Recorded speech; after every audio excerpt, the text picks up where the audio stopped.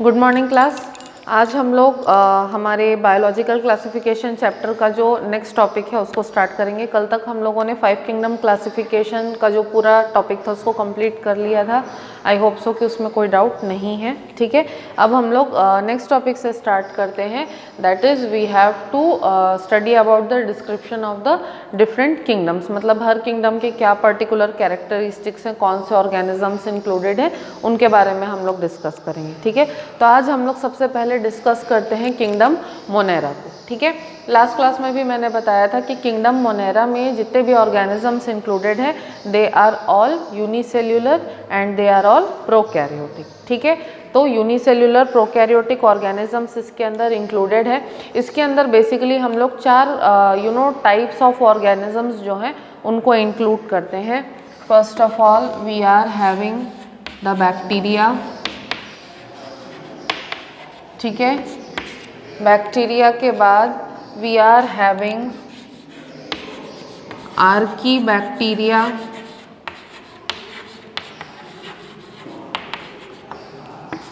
Then this category also includes Actinomycetes and then Cyanobacteria। ठीक है, along with Mycoplasma and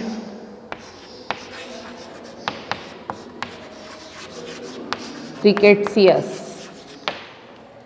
ठीक है, सो इतने सारे जो माइक्रो ऑर्गेनिजम्स हैं, यूनिसेल्युलर प्रोकैरियोटिक माइक्रो ऑर्गेनिजम्स, ये सारे के सारे जो है किंगडम मोनेरा में इंक्लूडेड होते हैं। ठीक है, सबके बारे में ब्रीफ डिस्कशन एक हम लोग करेंगे। ठीक है, सबसे पहले हम लोग स्टार्ट करते हैं बैक्टीरिया से। ठीक है, बैक्टीरिया को सबसे पहले ल्यूवेनहॉक ने डिस्कवर किया था और उन्होंने देखा कि भाई ये मूव करते हैं और इनके अंदर लाइफ है। ठीक है, तो उन्होंने इनका नाम दिया एनिमलक्यूल्स। ठीक है, ल्यूवेनहॉक ने डिस्कवर किया था और उन्होंने बैक्टीरिया का सबसे पहला नाम दिया था एनिमलक्यूल्स। ठीक है, इसके बाद में एहरेनबर्ग नाम के जो साइंटिस्ट थे, ठीक है, एहरेनबर्ग ने बैक्टीरिया को उनका करंट नेम, जो बैक्टीरिया नेम प्रोवाइड किया गया है, वो एहरेनबर्ग नाम के जो साइंटिस्ट थे उन्होंने कॉइन किया था, उन्होंने प्रोवाइड किया था। ठीक है, एनिमलक्यूल्स को सब्स्टिट्यूट कर दिया। ठीक है, अब बैक्टीरिया के कुछ कैरेक्टरिस्टिक्स हैं जैसे कि प्रोकैरियोटिक होते हैं। ठीक है, मतलब उनके अंदर वेल डेवलप्ड न्यूक्लियस नहीं होता है। ठीक है, इसके बाद न्यूक्लियस एब्सेंट होने के अलावा, ठीक है, इनके अंदर जो डीएनए होता है डबल स्ट्रैंडेड फॉर्म में होता है और साइटोप्लाज्म के अंदर एक कॉइल्ड सा स्ट्रक्चर बनाता है जिसको कि हम लोग कहते हैं न्यूक्लियोइड। ठीक है, तो they do not possess a nucleus but they possess a nucleoid in place of nucleus. ठीक है, उसके अलावा इनके अंदर सेल वॉल प्रेजेंट होता है। ठीक है, और सेल वॉल बना होता है पेप्टिडोग्लाइकन नाम के एक सब्सटेंस से। ठीक है, किससे बनता है? पेप्टिडोग्लाइकन से।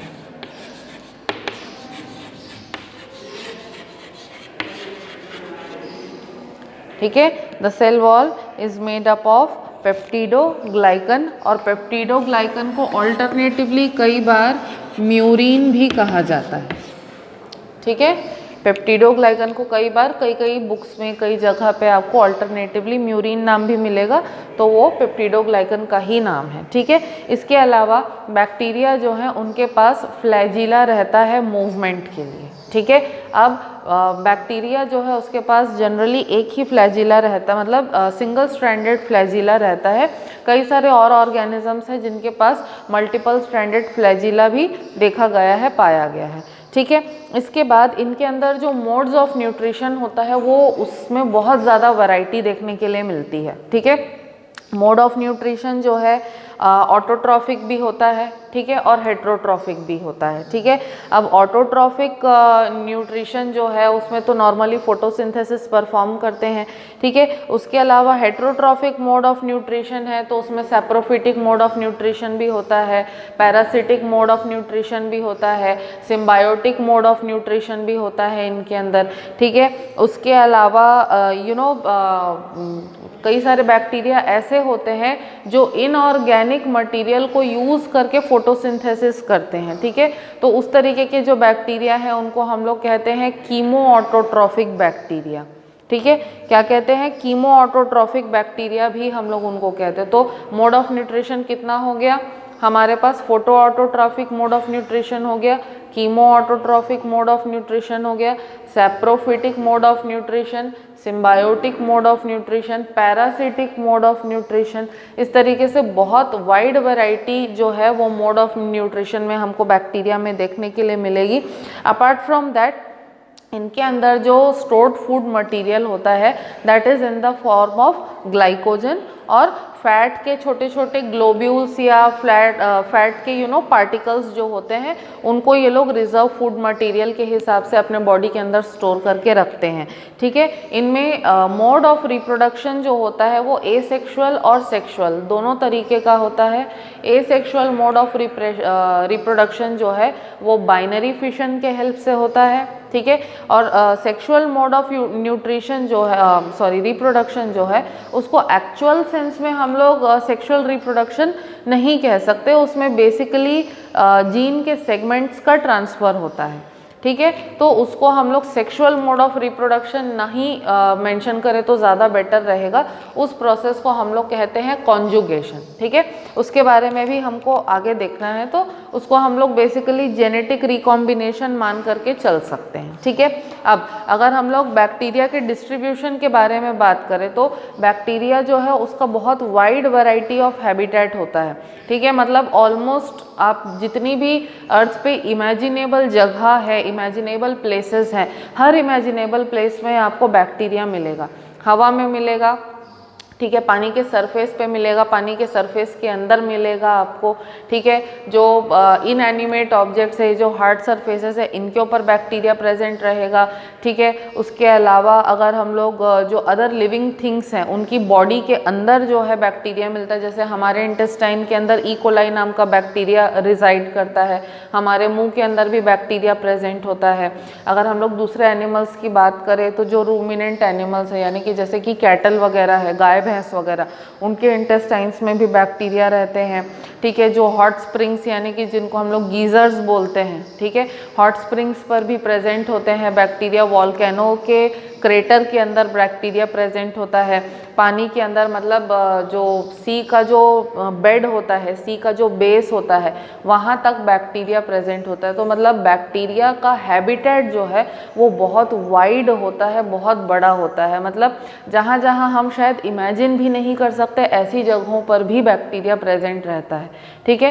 तो वो लोग इतने बैक्टीरिया का जो पूरा पॉपुलेशन है वो इतना ज़्यादा हार्डी होता है, इतना ज़्यादा एकोमोडेट करता है, अपने आप को एडजस्ट कर लेता है कि वो ऑलमोस्ट किसी भी हैबिटेट में इजीली सर्वाइव कर सकता है, ठीक है। अब अगर उनके जनरल कैरेक्टरिस्टिक्स के बारे में बात करें तो बैक्टीरिया का जो एवरेज साइज़ है वो 2.0 म्यू एम से लेकर के 2.6 म्यू एम तक होता है। बुक में नहीं दिया है, वहाँ नोट डाउन कर लो आप, ठीक है।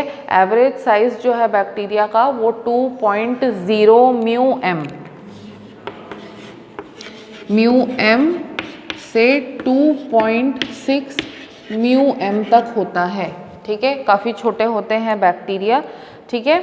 इसके बाद अगर इनके शेप के बारे में बात करें तो बैक्टीरिया में हमको बहुत वाइड रेंज ऑफ शेप्स देखने के लिए मिलते हैं, ठीक है। जैसे कि we are having coccus, we are having bacillus, then we are having rod shaped bacteria, ठीक है। कोकस, बैसिलस, ठीक है, rod shaped. We are also having type है, वो शेप्स के नाम है बेसिकली, उसको मैं बता रही हूँ अभी। वी हैव स्पिरुलम,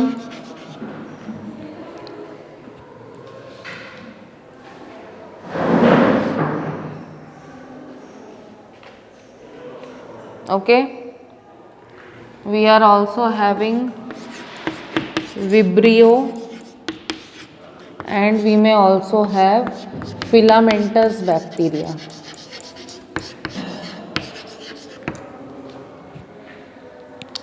ठीक है, तो ये डिफरेंट टाइप के शेप्स हमको देखने के लिए मिलते हैं यहाँ पे, coccus, bacillus, spirillum, vibrio and filamentous. ठीक है, अब इनका सबका शेप कैसा होता है? कोकस यानी कि राउंड शेप, बैसिलस यानी कि इस तरीके से रॉड के शेप के, ठीक है, स्पिरुलम यानी कि ऐसे स्प्रिंग के शेप के, ठीक है, विब्रियो यानी कि इस तरीके से कॉमा के शेप के होते हैं बैक्टीरिया, और फिलामेंटस मतलब ऐसे पतले धागे के जैसे दिखने वाले भी कई सारे बैक्टीरिया होते हैं। तो शेप्स में भी हमको वाइड वैरायटी इनके अंदर देखने के लिए मिलती है।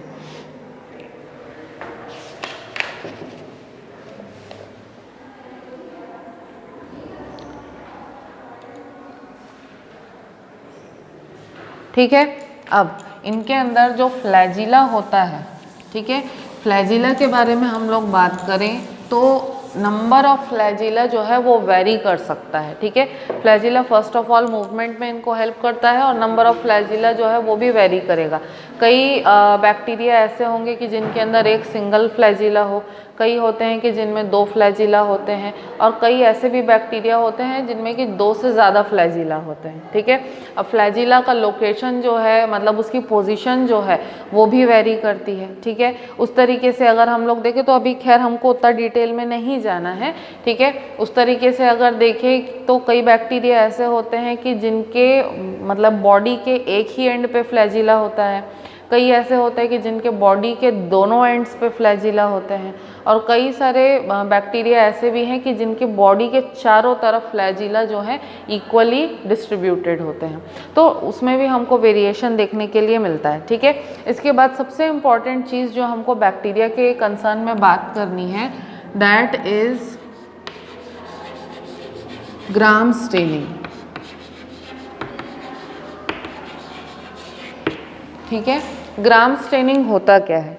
ग्राम स्टेनिंग एक ऐसी टेक्निक है जिसमें हम लोग स्टेन्स यानी कि जो पिगमेंट्स या डाइज होते हैं उनके हेल्प से हम लोग बैक्टीरिया को क्या कर सकते हैं, कलर दे सकते हैं, उनको कलर प्रोवाइड कर सकते हैं, so as to identify them and so as to study them. मतलब बैक्टीरिया का तो अपना कुछ खुद का कलर होता नहीं है, तो अगर आपको माइक्रोस्कोप में किसी बैक्टीरिया को देखना है, ऑब्जर्व करना है, उसकी स्टडी करनी है, ठीक है, तो आप कैसे उसके स्ट्रक्चर को देखोगे, कैसे उसको पहचानोगे?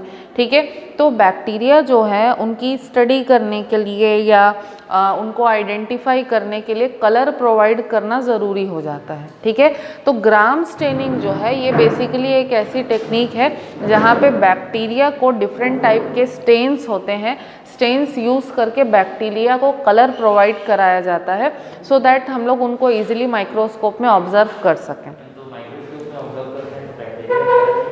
क्या हो जाए?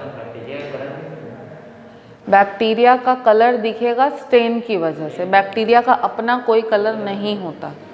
ठीक है, ऐसा नहीं है कि नहीं ही होता, कई सारे बैक्टीरिया हैं प्रोड्यूस करते हैं colour, that is because of their internal chemical reactions. ठीक है, ऐसे अदरवाइज उनमें सेपरेटली कोई पिगमेंट नहीं रहता। ठीक है, जैसे हमारे बॉडी में पिगमेंट है, ठीक है, फ्लावर्स में पिगमेंट होता है, फ्रूट्स में पिगमेंट होता है, वैसा पिगमेंटेशन आपको बैक्टीरिया में देखने के लिए नहीं मिलेगा, लेकिन उनके अंदर इनहेरेंट जो केमिकल रिएक्शंस होते हैं उनके वजह से कई बार कलर प्रोड्यूस होता है। ठीक है, दैट इज़ ऑल्सो टेम्पररीली, हर बार नहीं होता है, हर समय नहीं होता है। ठीक है, उसके बारे में भी आगे डिस्कशन होगा। तो ग्राम स्टेनिंग जो टेक्निक है इसमें बेसिकली हम लोग बैक्टीरिया को कलर प्रोवाइड करते हैं, स्टेन करते हैं, सो दैट हम लोग ईजिली उनको ऑब्जर्व कर सकें। अब ये जो टेक्निक है इसको डेवलप किया था एक साइंटिस्ट ने जिनका नाम था हैंस क्रिश्चियन ग्राम।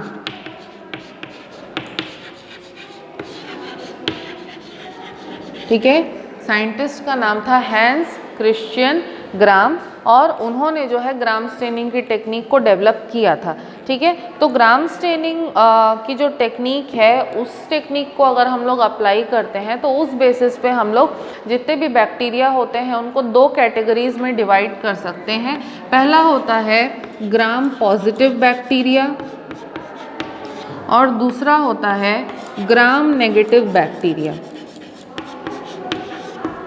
ठीक है, दो तरीके के बैक्टीरियाज हैं, gram positive and gram negative.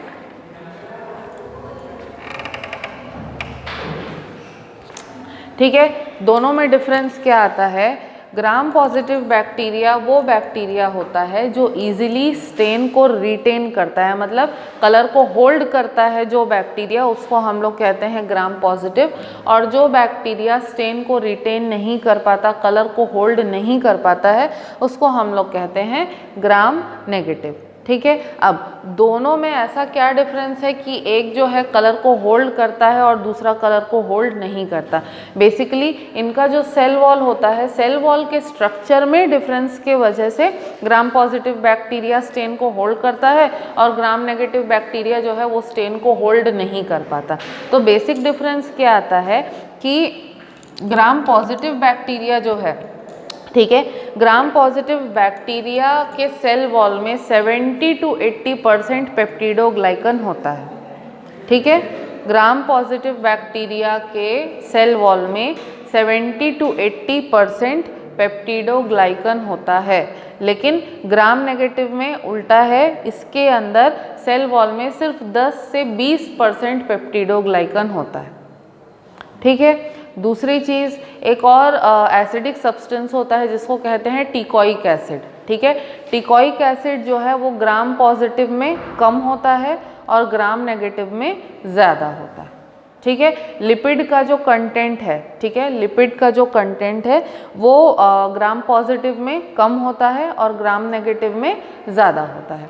तो ये जो बेसिक डिफरेंसेस आते हैं सेल वॉल के स्ट्रक्चर में, उसके वजह से gram positive bacteria colour show करता है और ग्राम नेगेटिव शो नहीं कर पाता है। तो ग्राम पॉजिटिव जो है ये हमको पर्पल कलर में दिखता है।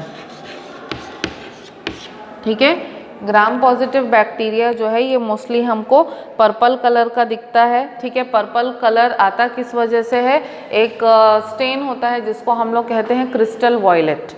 ठीक है, क्रिस्टल वॉयलेट को अगर हम लोग अप्लाई करते हैं, उसके बाद लंबा प्रोसीजर है, उसको वॉश वगैरह करना पड़ता है, उसके बाद ग्राम पॉजिटिव बैक्टीरिया जो है वो पर्पल कलर को रिटेन करता है, पर्पल कलर का दिखता है।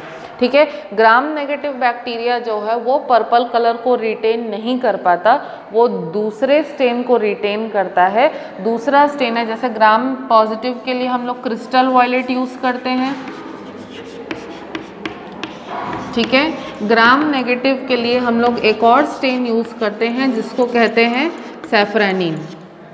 ठीक है, ग्राम नेगेटिव को हम लोग सैफरानिन से स्टेन कर सकते हैं और ग्राम नेगेटिव जो है ये हमको पिंक कलर का दिखाई देगा।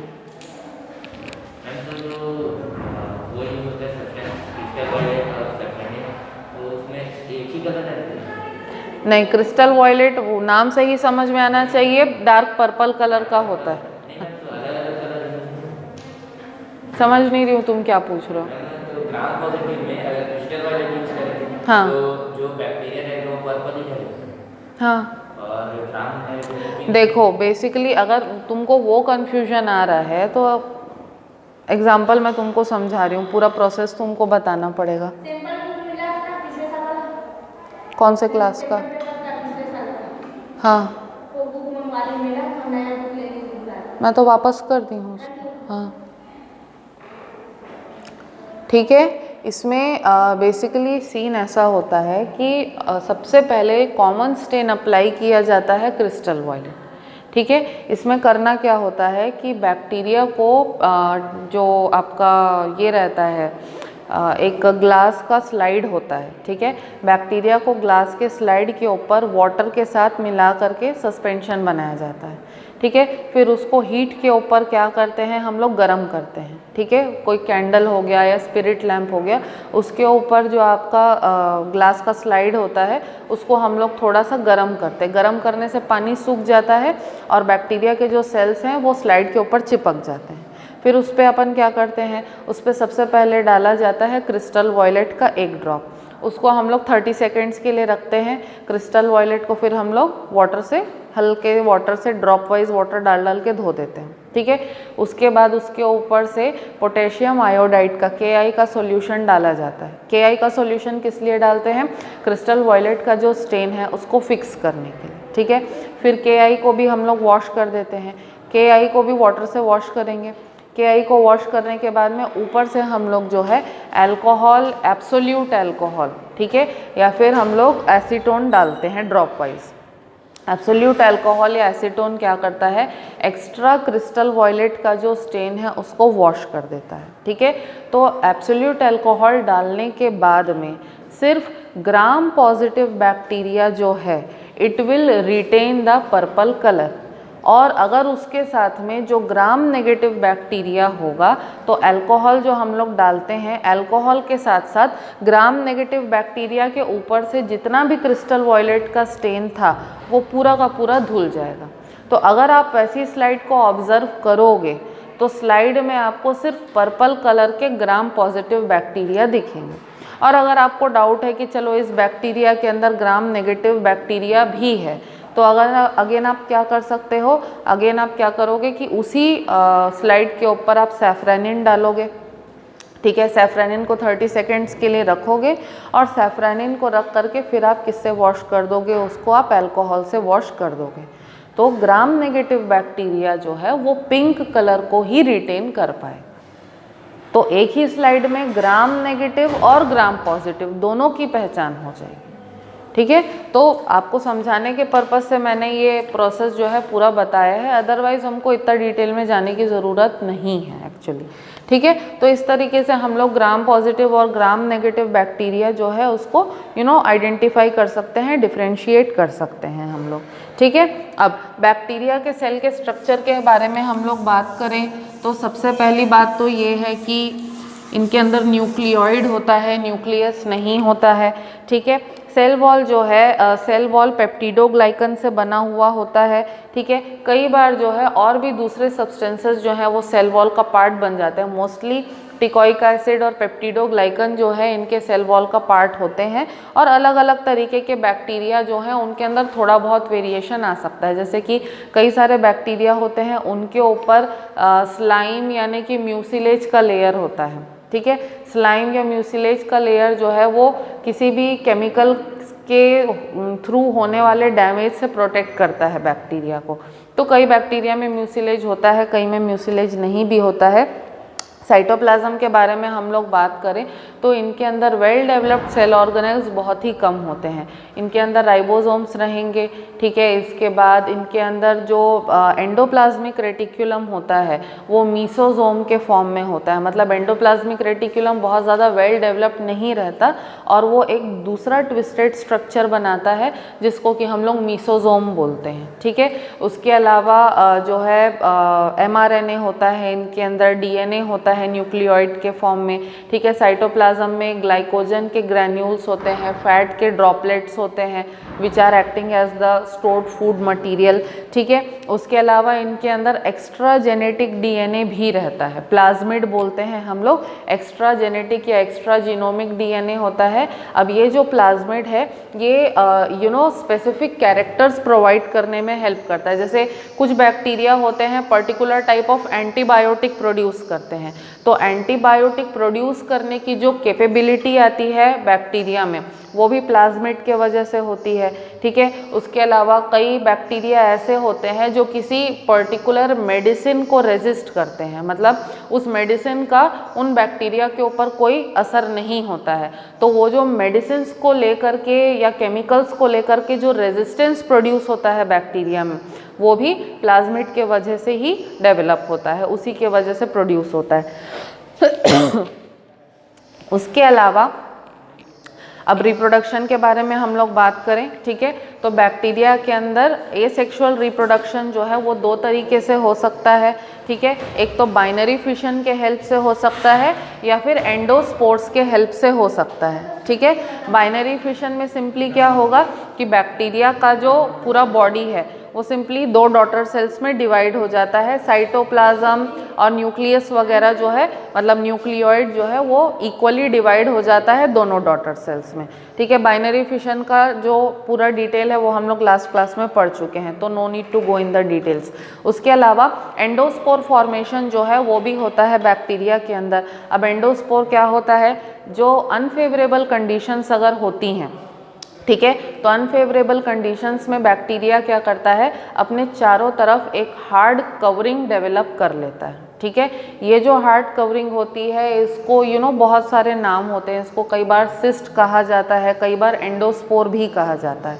तो ये जो सिस्ट या जो एंडोस्पोर होता है, ये स्ट्रक्चर बनने के बाद में क्या फ़ायदा होता है कि बैक्टीरिया जो है वो अनफेवरेबल कंडीशन में भी इजीली सर्वाइव कर जाता है, ठीक है। अंदर बैक्टीरिया जो है वो लिविंग कंडीशन में ही रहेगा, ठीक है, बस बाहर से एक हार्ड शेल या हार्ड कवरिंग बन जाती है सो दैट बाहर के जो अनफेवरेबल कंडीशंस हैं वो बैक्टीरिया को अफेक्ट ना कर सकें और बैक्टीरिया जो है वो अनफेवरेबल सीजन्स जो है उसको ईजिली पार कर जाए। और जब फिर वापस से फेवरेबल कंडीशंस रिटर्न आते हैं तब ये जो एंडोस्पोर या ये जो सिस्ट है ये ब्रेक हो जाता है, बैक्टीरिया बाहर रिलीज हो जाता है और फिर बैक्टीरिया जो है नॉर्मली सर्वाइव कर सकता है, ठीक है। तो एंडोस्पोर जो है वो या फिर बाइनरी फिशन के हेल्प से बैक्टीरिया जो है रिप्रोड्यूस कर सकता है एसेक्सुअली, ठीक है। अब सेक्सुअल रिप्रोडक्शन में मैंने क्या कहा था कि ट्रू सेक्सुअल रिप्रोडक्शन तो कभी भी बैक्टीरिया में देखने के लिए नहीं मिलता है, ठीक है, लेकिन एक प्रोसेस होता है कॉन्जुगेशन का, वो बैक्टीरिया के अंदर प्रेजेंट होता है, ठीक है। अब कॉन्जुगेशन का जो प्रोसेस है इसमें बेसिकली क्या होता है, एक्स्ट्रा न्यूक्लियर जो डीएनए यानी कि जो प्लाज्मिड होता है, बेसिकली प्लाज्मिड का ट्रांसफ़र होता है एक बैक्टीरिया से दूसरे बैक्टीरिया के अंदर, ठीक है। ये जो प्लाज्मिड्स होते हैं इनको हम लोग कहते हैं एफ प्लाज्मिड्स, ठीक है। एफ प्लाज्मिड्स को हम लोग ऑल्टरनेटिवली फर्टिलिटी फैक्टर भी कहते हैं,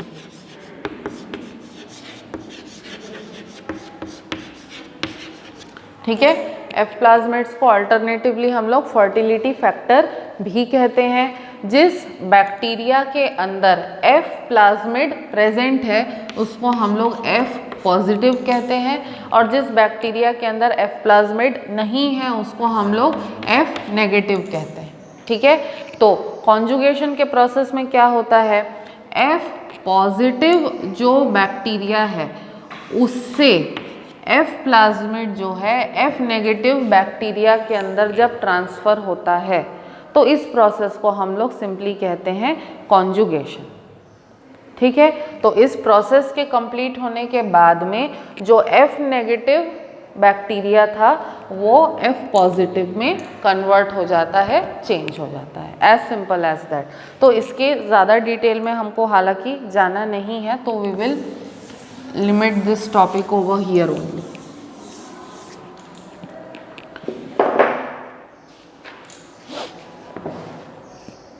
ठीक है, तो अब हम लोग फाइनली बैक्टीरिया के न्यूट्रिशन के बारे में बात करते हैं जो कि सबसे इम्पॉर्टेंट है।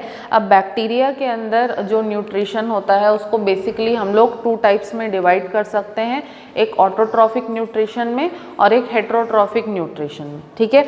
ऑटोट्रॉफिक न्यूट्रिशन यानी कि ऐसा न्यूट्रिशन जहाँ पे बैक्टीरिया अपना फूड खुद सिंथेसाइज करे, ठीक है। अब जो नॉर्मल फोटोसिंथेसिस चलता है ऑटोट्रॉफिक न्यूट्रिशन में, जो नॉर्मल फोटोसिंथेसिस चलता है उसमें प्लांट्स क्या करते हैं, रॉ मटेरियल्स का यूज़ करके उससे अपना फूड बनाते हैं यानी कि शुगर्स प्रोड्यूस करते हैं और उसको स्टार्च के फॉर्म में स्टोर करके रखते हैं बॉडी में फर्दर यूज़ के लिए, ठीक है। ये नॉर्मल कंडीशंस है। तो बैक्टीरिया के अंदर जो autotrophic mode of nutrition operate करता है कई बैक्टीरिया के अंदर नॉर्मल फोटोसिंथेसिस ही चलता है, लेकिन कई बैक्टीरिया ऐसे भी होते हैं जो अनयूजुअल रॉ मटेरियल्स को यूज़ करते हैं। अनयूजुअल रॉ मटेरियल्स को यूज़ करके उनसे एटीपी यानी कि एनर्जी बनाते हैं और उस एटीपी का यूज़ करते हैं अपने डे टू डे एक्टिविटीज़ को कंप्लीट करने के लिए। ठीक है, तो ऑटोट्रॉफिक बैक्टीरिया के बारे में हम लोग बात करें तो हमारे पास बहुत डिफरेंट तरीके के ऑटोट्रॉफिक बैक्टीरिया जो है वो प्रेजेंट होते हैं। ठीक है, first of all we are having photo autotrophic bacteria.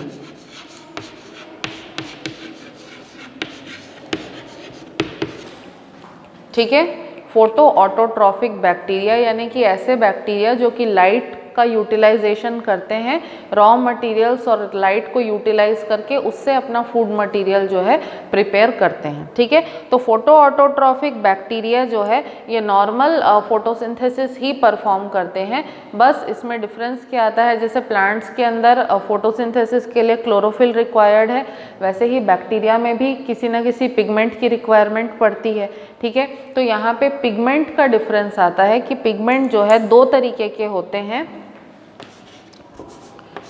एक होता है bacterio chlorophyll,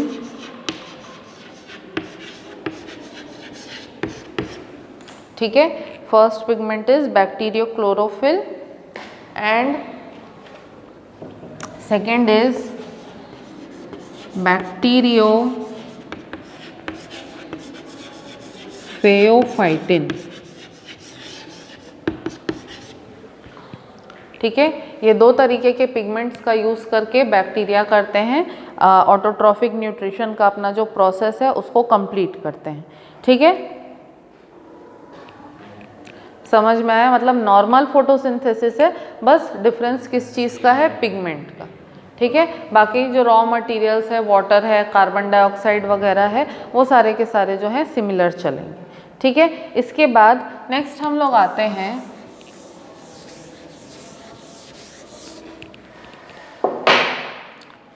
chemo autotrophic bacteria पे।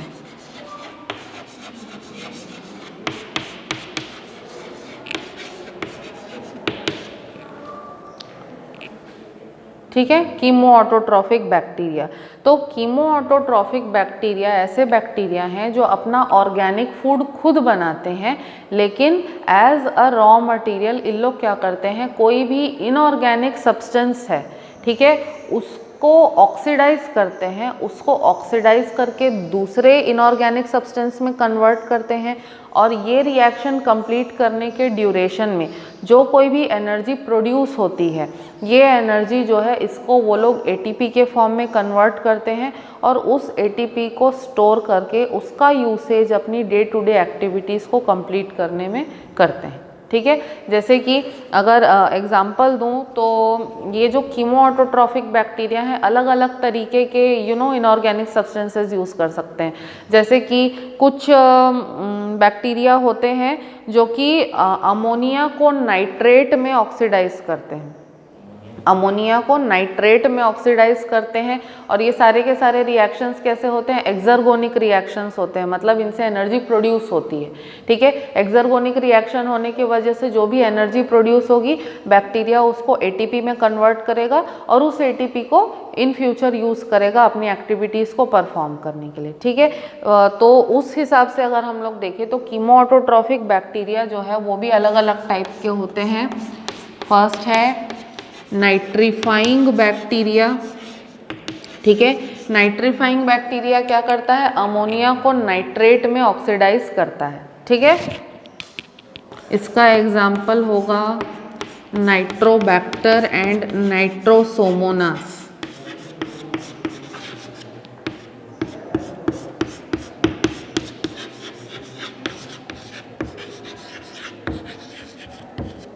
ठीक है, नाइट्रोबैक्टर और नाइट्रोसोमोनास जो है वो नाइट्रीफाइंग बैक्टीरिया का एग्जाम्पल है। They convert, they oxidise ammonia into nitrate. ठीक है, इसके बाद दूसरे तरीके के कीमो ऑटोट्रॉफिक बैक्टीरिया जो होते हैं they are sulphur oxidising bacteria.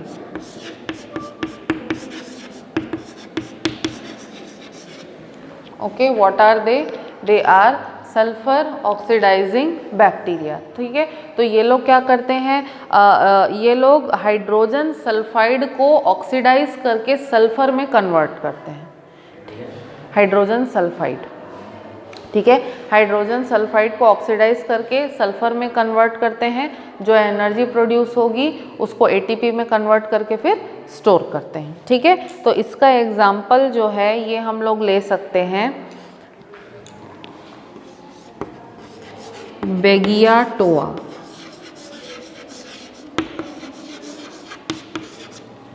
ठीक है, एक टाइप ऑफ बैक्टीरिया है विच इज़ नोन एज बेगियाटोआ। ये क्या करता है, H2S को ऑक्सीडाइज करके सल्फर में कन्वर्ट करता है।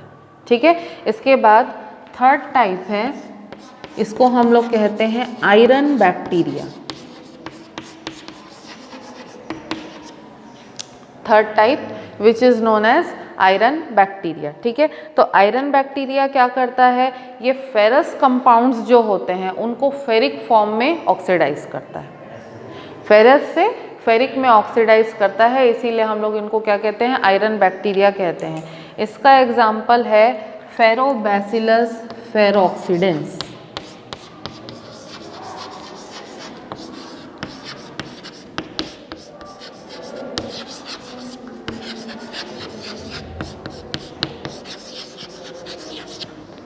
इसका एग्जाम्पल हो जाएगा फेरोबैसिलस फेरोक्सीडेंस।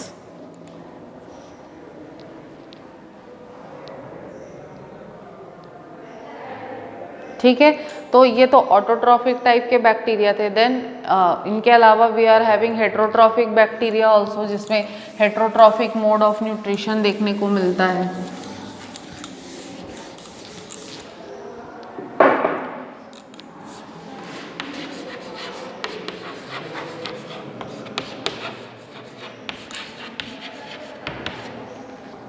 ठीक है, तो हेट्रोट्रॉफिक मोड ऑफ न्यूट्रिशन वाले जो बैक्टीरिया हैं इनमें अलग अलग टाइप्स है, जैसे कि सैप्रोफिटिक बैक्टीरिया है। ठीक है,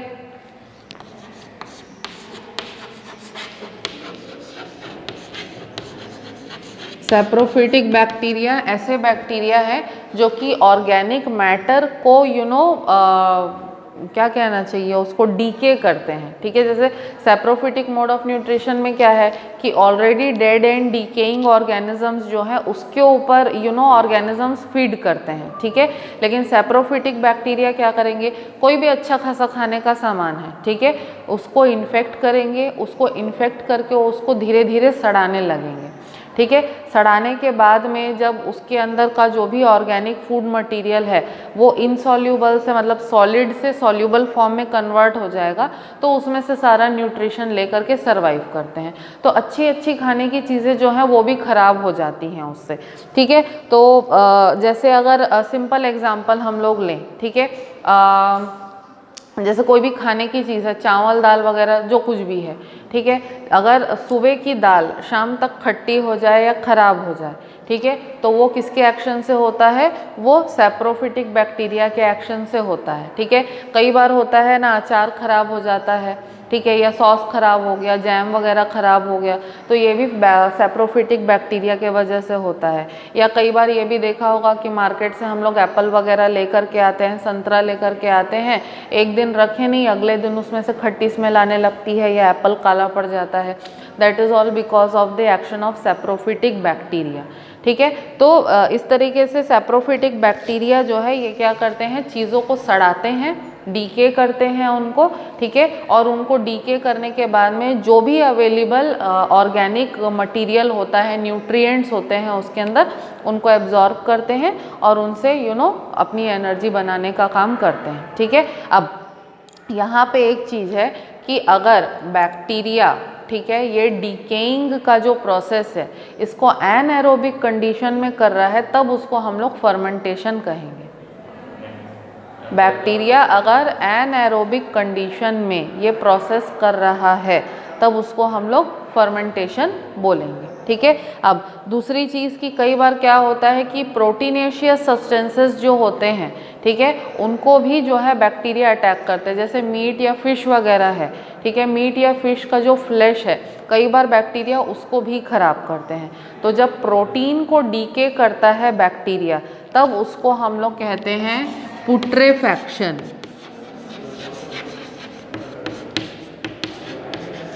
प्रोटीन को सड़ाने का जो प्रोसेस होता है बैक्टीरिया के थ्रू, दैट इज नोन एज पुट्रेफैक्शन,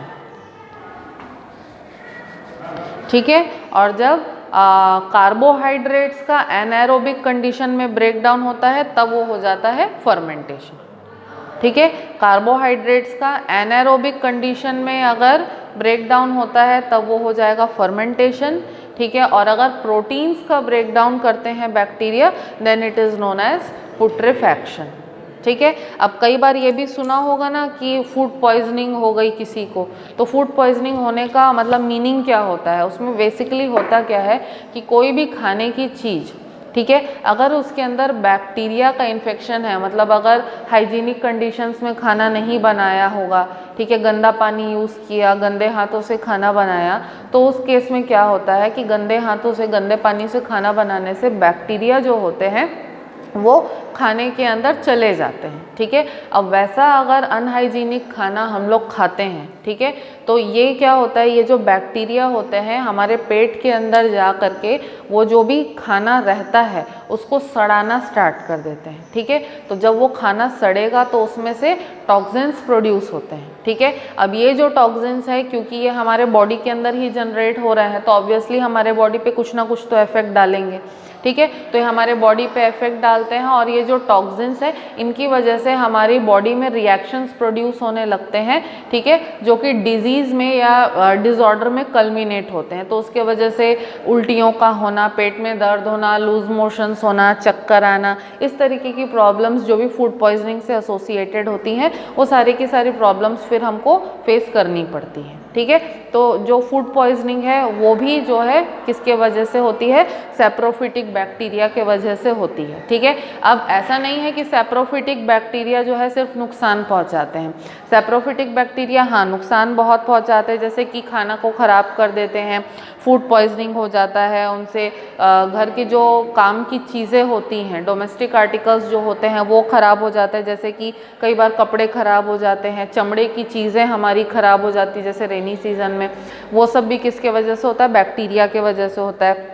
कई बार ऐसे सैप्रोफिटिक बैक्टीरिया जो होते हैं अपने आसपास की सॉइल जो होती है, मिट्टी जो होती है, मिट्टी को भी क्या कर देते हैं, ख़राब कर देते हैं, ठीक है। तो ऐसा नहीं है कि सिर्फ ये चीज़ों को ख़राब करने का काम करते हैं, कई बार हमारा हेल्प भी करते हैं। जैसे कि अगर मुस्लिम्स के केस में बात करें तो जो मुस्लिम्स होते हैं उनके कम्युनिटी में जब किसी पर्सन की डेथ होती है या सतनामी कम्युनिटी में कभी किसी पर्सन की डेथ होती है तो वो लोग उनकी डेड बॉडी को ज़मीन में गाड़ देते हैं, ठीक है। तो अगर ह्यूमंस की डेड बॉडी है या कोई डेड एनिमल वगैरह है, ठीक है, तो उसकी बॉडी को डीकम्पोज करने में भी सैप्रोफिटिक बैक्टीरिया हेल्प करते हैं, ठीक है। उसके अलावा जो सीवेज होता है यानी कि नाली का जो पानी होता है, कई बार तुम लोगों ने सुना भी होगा कि सीवेज ट्रीटमेंट होता है, सीवेज के पानी को ट्रीट करके उसको प्यूरिफाई करके फिर रिलीज़ किया जाता है, तो सीवेज ट्रीटमेंट में भी सैप्रोफिटिक बैक्टीरिया जो है वो हेल्प करते हैं, ठीक है। सॉइल में जो अमोनिफिकेशन और नाइट्रिफिकेशन होता है नाइट्रोजन साइकिल में,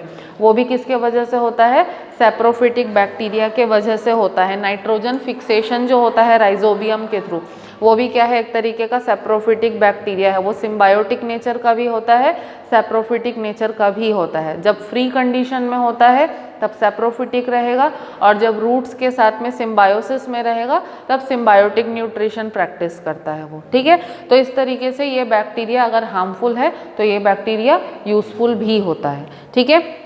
तो इस तरीके से डिफरेंट तरीके के ये क्या हो गए, आपके हेट्रोट्रॉफिक बैक्टीरिया भी हो गए, ठीक है। इसके अलावा हेट्रोट्रॉफिक बैक्टीरिया जो है इसमें सैप्रोफिटिक न्यूट्रिशन के अलावा एक और टाइप ऑफ न्यूट्रिशन चलता है विच इज़ सिम्बायोटिक न्यूट्रिशन, जहाँ पे बैक्टीरिया जो है सिम्बायोटिक रिलेशनशिप एस्टेब्लिश करता है दूसरे ऑर्गेनिजम्स के साथ में, खुद भी बेनिफिट लेता है और उस ऑर्गेनिज्म को भी बेनिफिट देता है।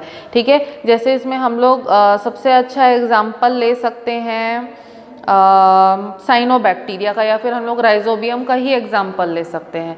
राइजोबियम जो है लेग्यूमिनस प्लांट्स के रूट्स में रहता है, रूट नोड्यूल्स बनाता है। ठीक है, प्लांट से न्यूट्रिशन लेगा और प्लांट्स को नाइट्रोजन फिक्स करके देगा। तो ये सिम्बायोटिक रिलेशनशिप भी बैक्टीरिया एस्टैब्लिश करता है। इसके अलावा third type of heterotrophic nutrition is parasitic bacteria.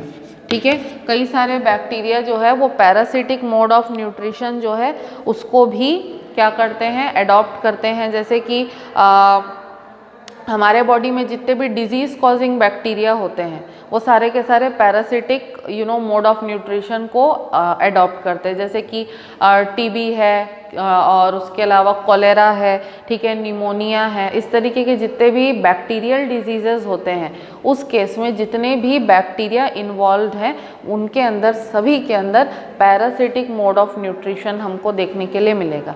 मतलब हमारी बॉडी में रिसाइड करेंगे, हमारी बॉडी से न्यूट्रिशन लेंगे और हमारी बॉडी को ही नुकसान पहुंचाएंगे। अंडरस्टूड? ठीक है, तो ये क्या था, अभी तक हम लोगों ने किसके बारे में बात की, नॉर्मल बैक्टीरिया के बारे में। अगेन इन सब के बारे में भी हमको बात करना है। ठीक है, तो जो सबसे छोटा और सबसे इजी है मैं पहले उसको कंप्लीट करूंगी। हम लोग माइकोप्लाज्मा और रिकेट्सियाज और साइनोबैक्टीरिया के बारे में बात करेंगे। ठीक है, सबसे पहले साइनोबैक्टीरिया के बारे में बात करते हैं। साइनोबैक्टीरिया को ऑल्टरनेटिवली हम लोग ब्लू ग्रीन एल्गी भी कहते हैं। ठीक है, साइनोबैक्टीरिया को हम लोग ऑल्टरनेटिवली ब्लू ग्रीन एल्गी भी कहते हैं। साइनोबैक्टीरिया जो होता है इसके अंदर फोटोसिंथेटिक पिगमेंट्स होते हैं, फोटोसिंथेसिस परफॉर्म करता है और अपना खुद का फूड प्रोड्यूस करता है। ठीक है, अब इसको हम लोग ब्लू ग्रीन एल्गी क्यों कह रहे हैं, क्योंकि साइनोबैक्टीरिया का जो स्ट्रक्चर होता है वो फिलामेंटस होता है। ठीक है, फिलामेंट यानी कि धागे के जैसा इनका स्ट्रक्चर होता है जो कि एल्गी से काफ़ी कुछ रिजेंबल करता है, इसीलिए इसके अंदर पिगमेंट होने की वजह से इसको हम लोग ब्लू ग्रीन एल्गी के नाम से भी जानते हैं। ठीक है, अब ये जो ब्लू ग्रीन एल्गी या साइनोबैक्टीरिया होता है, ठीक है, इसका बहुत ही बड़ा इकोनॉमिक इम्पोर्टेंस है क्योंकि ये जो है फील्ड में, ठीक है, सॉइल की फर्टिलिटी इंक्रीज करने में हेल्प करता है। ठीक है, ब्लू ग्रीन एल्गी जो है वो क्या करता है, फंगस के साथ सिम्बायोटिक एसोसिएशन में एक ऑर्गेनिज्म या एसोसिएशन बनाता है जिसको कहते हैं लाइकेन।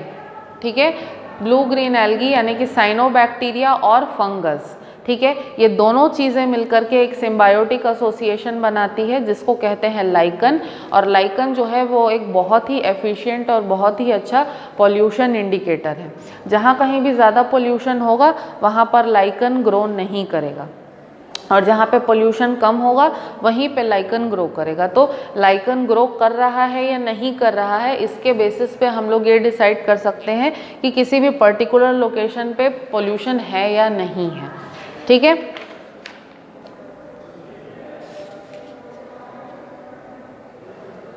ठीक है, तो साइनोबैक्टीरिया के बारे में ज़्यादा हम लोग डिटेल में नहीं जाते। नेक्स्ट हम लोग बात करते हैं माइकोप्लाज्मा के बारे में। ठीक है, माइकोप्लाज्मा जो है इसको हम लोग ऑल्टरनेटिवली PPLO भी कहते हैं। ठीक है, फुल फॉर्म है इसका, PPLO का फुल फॉर्म है प्लूरो न्यूमोनिया लाइक ऑर्गेनिजम्स। ठीक है, PPLO का फुल फॉर्म है प्लूरो न्यूमोनिया लाइक ऑर्गेनिजम्स। तो माइकोप्लाज्मा या PPLO जो है, ठीक है, ये स्मॉलेस्ट नोन प्रोकैरियोट है। ठीक है, मतलब सबसे छोटा प्रोकैरियोट यानी कि किंगडम मोनेरा को बिलोंग करने वाला सबसे छोटा इंडिविजुअल है माइकोप्लाज्मा। ठीक है, माइकोप्लाज्मा का जो डिस्कवरी है, ठीक है, वो नोकार्ड नाम के एक साइंटिस्ट ने की थी और इसका साइज जो होता है वो 0.1 μm से 0.15 μm तक होता है।